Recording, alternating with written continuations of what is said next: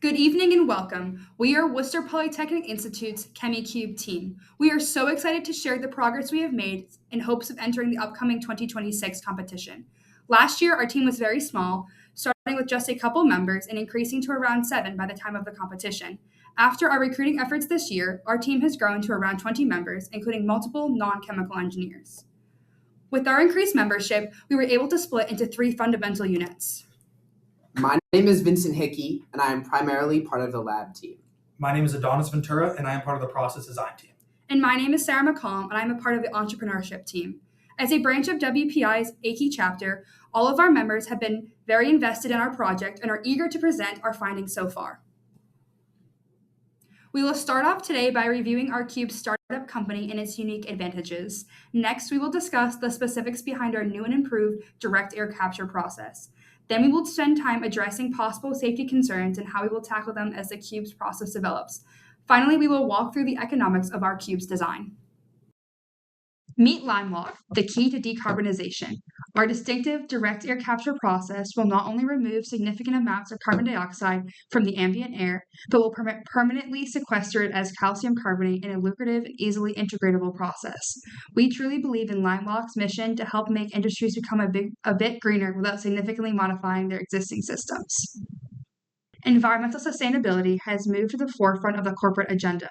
Across all sectors, the quantity and ambition of net zero and green initiative pledges are expanded at a record pace, reflecting a fundamental shift in global business practices. Between the end of 2023 and the middle of 2025, there has been a 227% increase in companies worldwide setting sweeping climate goals. And as of the end of last year, around 60% of companies worldwide have pushed an official climate commitment, and this number still continues to climb. Industries around the world are invested and concerned about climate change. However, outside of the energy sector, it can be difficult to integrate useful and cost-effective solutions into pre-existing systems. Integration of green technologies needs to happen inside lab production environments where no two sites look alike. This can require deep retrofits, system upgrades, and for several technologies to work together. Even if all the technology, new and old, can be engineered to work together, it can be harder to assess using standard risk models and require investments that only pay back after 10 to 15 years. This is where LimeWalk comes in. Unlike other direct air capture technologies, our process provides permanent sequestration that allows companies to meet their climate goals with ease. Our system is mobile by design and can be delivered and achieve startup conditions easily, allowing integration into any willing industry. Additionally, LimeWalk thrives in an ambient air condition and can be an asset to any company, even those that don't produce extremely concentrated flue gas streams that many air capture technologies require. Speaking of assets, our ChemE Cube's unique process produces a calcium carbonate as a regeneration process that can be used or sold and will offset costs of buying into the system. The calcium carbonate market is quite large and is projected to be worth almost $70 billion by 2034. The market is growing at a healthy rate of around 7% a year. Calcium carbonate is used in a variety of industries, including animal feeds, water treatment, pharmaceuticals, materials, and most prominently, construction. 22% of the global calcium carbonate demand is used in the construction sector and is primarily used as a cement mix-in. Calcium carbonate, primarily in the form of limestone, is essential in cement. It is a primary raw material in the binding agent of concrete. Calcium carbonate can also be used as a filler material and can make up to 30% in blending cement. It improves cement performance by speeding up hydration, increasing strength, workability, density, and durability. Additionally, the cement industry is one of the single biggest carbon dioxide emitters and produces up to 10% of all global emissions, making it a perfect target for greener technologies like LimeWalk. Just replacing 2% of cement during the mixing process with calcium carbonate would reduce the emissions of the cement industry by 69%. This is part of LimeWalk's greater mission to help reduce our society's carbon footprint and slow down global warming in an economically feasible way. Currently, there is 1.5 times the concentration of carbon dioxide in the atmosphere compared to pre-industrial levels, and the global temperature has already increased by 1.35 degrees above the pre-industrial average temperatures. To keep up with the 2015 Paris Agreement's goal of limiting global warming to 1.5 degrees Celsius, 20 billion tons of carbon dioxide must be removed every year to balance the world's current emissions. This is where LimeWalk's process comes in. Our process uses a form of carbon capture called direct air capture. This method sequesters CO2 from ambient air, which is around 400 parts per million of CO2. Rather than sequestering CO2 from high-concentration flue gas, as in classical carbon capture methods, such as point capture. To reach current greenhouse gas reduction goals, such as those in the Paris Agreement, direct air capture must be used as a form of supplementation.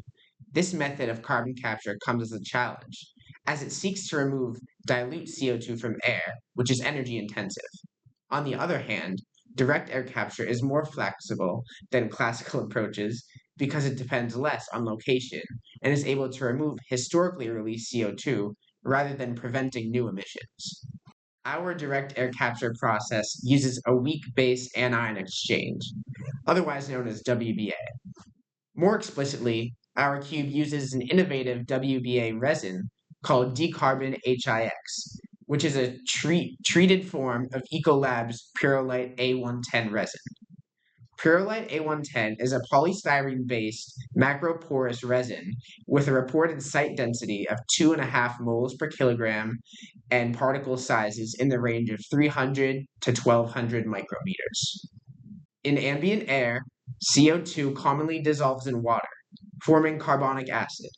This acid can attach to these copper-loaded primary amines, where hydroxide function as the counter-ion. This interaction results in bicarbonate replacing hydroxide in these complexes.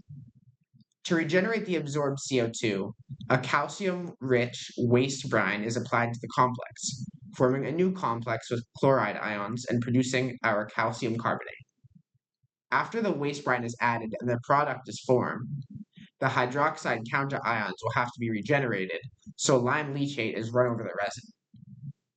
The time to completion of each phase depends on the reactor volume, which is something our team is currently researching and working to optimize. Now that we have explained the chemistry, let's dive into our process design. We are taking the previously described mechanism and applying it in the form of a packed bed reactor. In the absorption step, as shown in black, ambient air is blown through the packed bed with lean air exiting the bed. When the sites are sufficiently occupied by bicarbonate, the regeneration phase is initiated, and the calcium-rich waste brine is pumped through the bed, forming our product.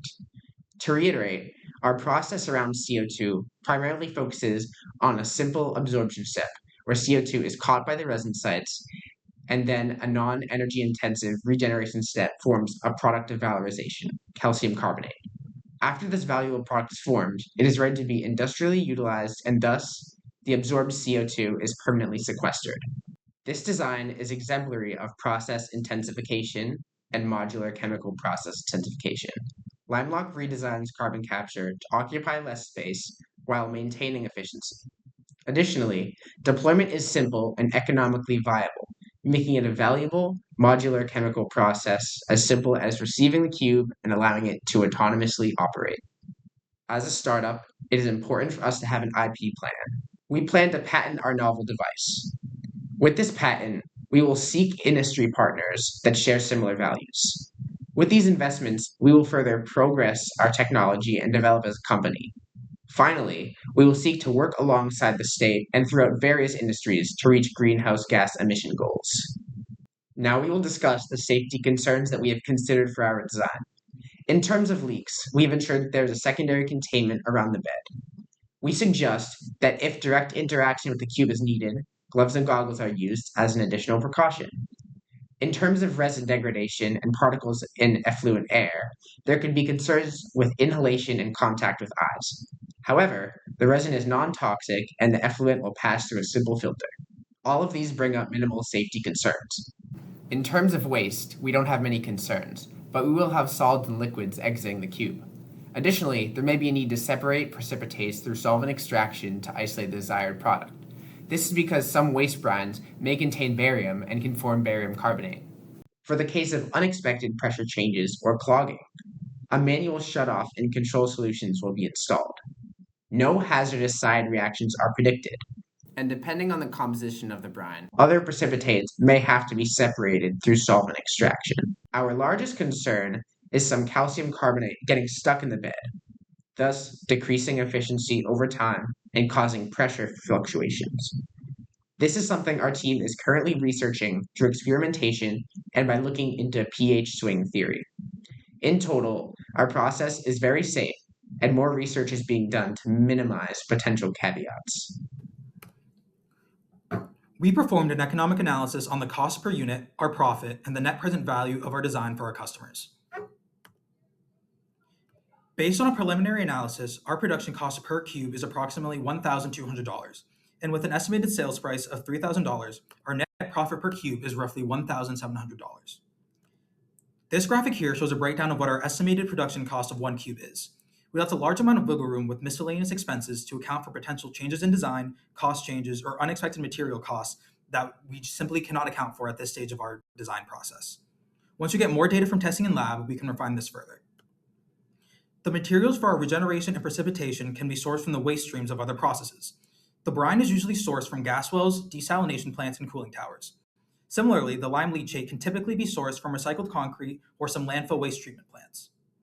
The benefit of sourcing the materials from these sources is that companies will often pay for people to remove their waste. This means that we will be giving the waste value while also making a profit on the side as well. We estimate an ROI period of approximately 8 months. This number is based on 80% carbon dioxide loading capacity in the quarter liter of resin we plan to use in our design. This is also assuming that our cube operates for 80% of the year to account for any sort of downtime or work that needs to be done on it. This equates to approximately 247 cycles of our process. Based on these conditions, each cube is able to permanently sequester approximately 8.5 kilograms of carbon dioxide per year. This means that 3 of our cubes are able to permanently sequester the amount of carbon dioxide one average tree uses in a year. This graph shows the net present value of the cube as a function of the years it is operating. This was produced assuming an inflation rate of 6%, the efficiency stated previously, and also includes an estimated maintenance cost every 3 years. You can see our ROI point on the graph here, right around the 8-month mark as was stated previously. Assuming our design is able to operate for 10 years, which the literature suggests is a reasonable time frame for operation, the net present value of this cube is approximately $31,500. This equates to a 10x return on our customer's investment per cube. Now, why should you invest in LimeBlock? LimeBlock's modular, economic, and environmentally beneficial design is capable of valorizing not one, but 2 waste streams while permanently sequestering hazardous CO2, offsetting emissions from the cement industry, among others. Finally, the device boasts an 8-month return on investment that complements the cube's immense modularity and scale-up convenience. We appreciate the time you have allocated to listen to our virtual qualifying presentation. As a team, we are very eager to continue developing our product. We hope that you choose WPI's ChemE Cube team to compete in November. Thank you for your consideration.